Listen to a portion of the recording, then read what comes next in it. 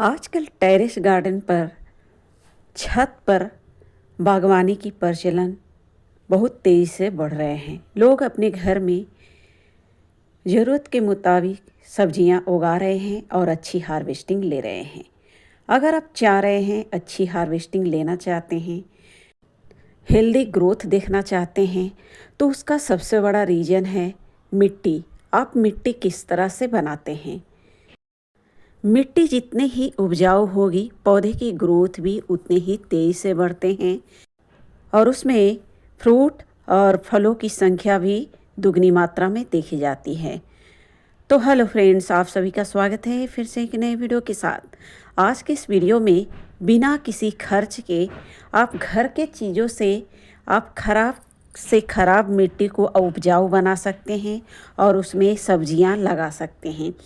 इस वीडियो में आपको घर के चीज़ों को कुछ मिलाकर आप खराब से खराब मिट्टी, जो पुरानी मिट्टी है गमले की, उसे आप उपजाऊ बनाकर आप वेजिटेबल गार्डन कर सकते हैं। यानी कि कोई भी आपको खर्च नहीं है, बस कुछ चीज़ें जो आप सभी के घर में अवेलेबल रहते हैं और उन चीज़ों को मिलाकर आप अच्छे सॉइल मिक्स बना सकते हैं, मिट्टी उपजाऊ बना सकते हैं और उसमें सब्जियां लगा सकते हैं। तो चलिए जानते हैं।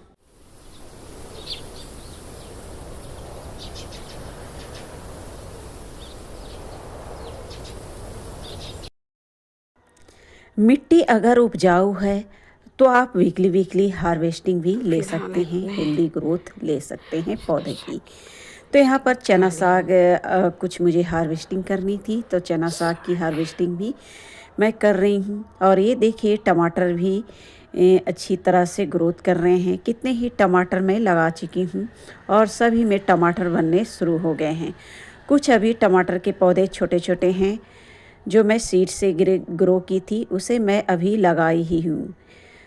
तो सभी की अच्छी ग्रोथ हो रही है। और ये देखिए जो मटर में ग्रो की थी, इसमें मटर की फलियाँ भी लगने शुरू हो गए हैं। यानी कि सभी की ग्रोथ चल रही है, अच्छी ग्रोथ चल रही है।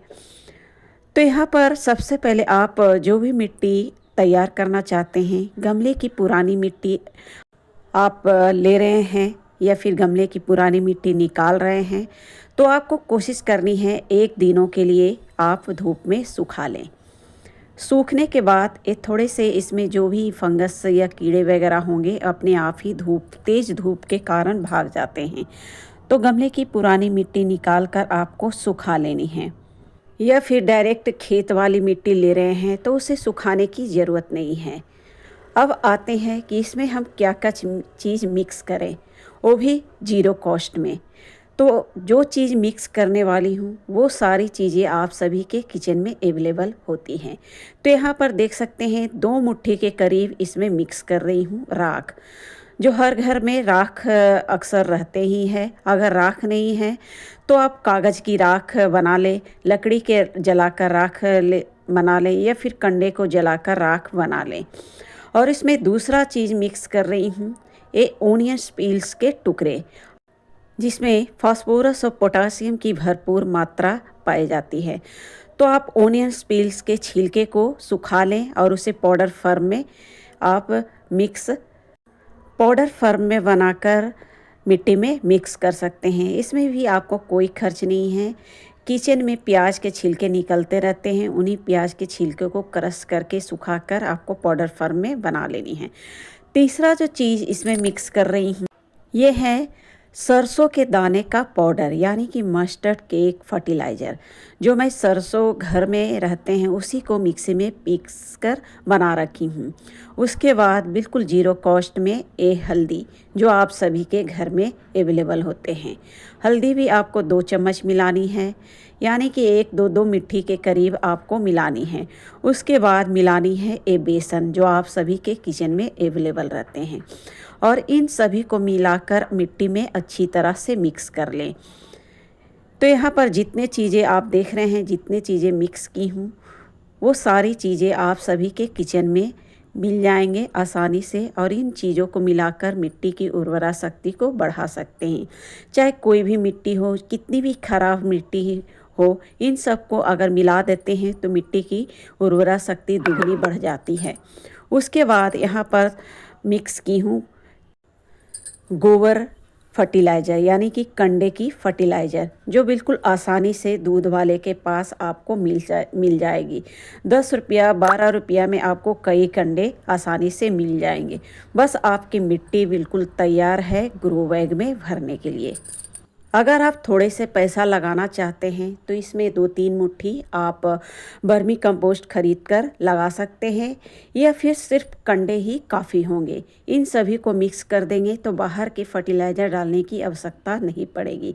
बस आपको करनी क्या है, ग्रो बैग में डालने से पहले आपको ग्रो बैग के नीचे थोड़ी सी मिट्टी डालनी है और पूरे ग्रो बैग को कचड़े से भर देनी है।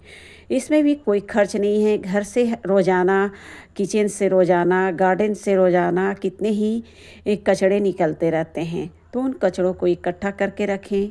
जितनी भी प्रूनिंग वगैरह करते हैं, ब्रांच वगैरह, उनको इकट्ठा करके रखें। इस तरह के सूखे पत्ते अक्सर गार्डन से ही मिल जाते हैं, तो इन्हें इकट्ठा करके रखें। या फिर इस सब्जियों के छिलके वगैरह अक्सर रोज़ाना निकलते ही हैं, इन सभी को इकट्ठा करके पूरे ग्रो बैग में आप भर लें।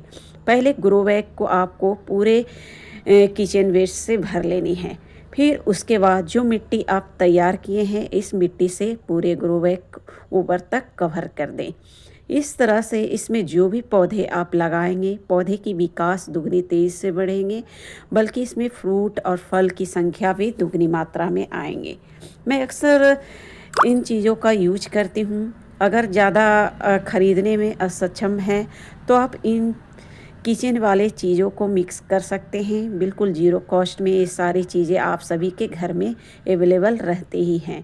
इन चीज़ों को मिक्स करके आप कोई भी सब्जियों वाले पौधे या फिर फूलों वाले पौधों को भी लगा सकते हैं। तो यहाँ पर एक बैगन वाले पौधे को मैं लगा दे रही हूँ। ये छोटे से पॉली बैग में लगे हुए थे, उस समय गमले खाली नहीं थे, और इसमें मैं पानी डाल दे रही हूँ। इस मिट्टी में आप चाहें तो फूलों वाले पौधों को भी लगा सकते हैं, या फिर सब्जियों वाले पौधों को भी लगा सकते हैं, या फिर जो भी सब्जियां अभी सीड से ग्रो किए हैं उसमें 4 से 5 पत्ते निकल चुके हैं, तो उन पौधों को भी शिफ्ट कर सकते हैं। तो इस तरह से बिल्कुल ज़ीरो कॉस्ट में आप सॉइल की उर्वरा शक्ति आप बढ़ा सकते हैं, और इसमें कोई भी आपको खर्च करने की आवश्यकता नहीं है।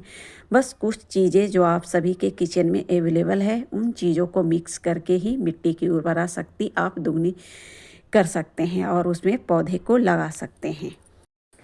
तो मित्रों, इस तरह से कुछ चीज़ों को मिक्स करके मिट्टी की उर्वरा शक्ति आप घर पर ही आप बढ़ा सकते हैं और उसमें पौधे लगा सकते हैं। तो मिलते हैं फिर नेक्स्ट वीडियो पर, तब तक के लिए धन्यवाद।